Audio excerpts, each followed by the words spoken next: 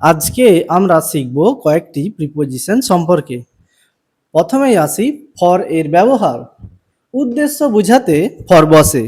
যেমন we play for fun, আমরা মজার জন্য খেলি। He studies hard for success, সে কঠোর পরিশ্রম করে সফলতার জন্য। কারো জন্য বা কোনো কিছুর জন্য বোঝাতে ফর বসে। যেমন the gift is for you, এই উপহারটি তোমার জন্য। I bought a pen for my brother, আমি একটা কলম কিনেছি ভাইয়ের জন্য।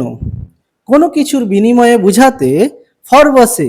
যেমন I bought it for 100 rupees, আমি 100 টাকাতে এটা কিনেছি। কিছু সময় ধরে কোনো ঘটনা বা কাজ চলছে বা চলবে বা চলেছে এই রকম বোঝালে ফর বসে। যেমন he has been reading for 2 hours, সে 2 ঘন্টা ধরে পড়ছে। কারণ বোঝাতে ফর বসে। যেমন Malda is famous for mangoes, Malda আমের জন্য বিখ্যাত। এরপর আমরা শিখব ফ্রম এর ব্যবহার।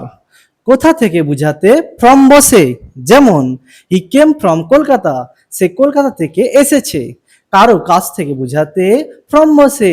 যেমন I got a letter from my friend, আমি আমার বন্ধুর কাছ থেকে একটা চিঠি পেয়েছি। সময়ের শুরু বোঝাতে ফ্রম বসে। যেমন the class starts from Monday, class শুরু হয় মানডে অর্থাৎ সোমবার থেকে। We work from 10 AM to 4 PM, আমরা কাজ করি সকাল 10টা থেকে বিকাল 4টা পর্যন্ত। দূরে বোঝাতে ফ্রম বসে। যেমন the hotel is far from station, হোটেলটি স্টেশন থেকে দূরে। Keep it away from children, শিশুদের থেকে এটা দূরে রাখো। কোনো কিছু দিয়ে তৈরি বোঝাতে ফ্রম বসে।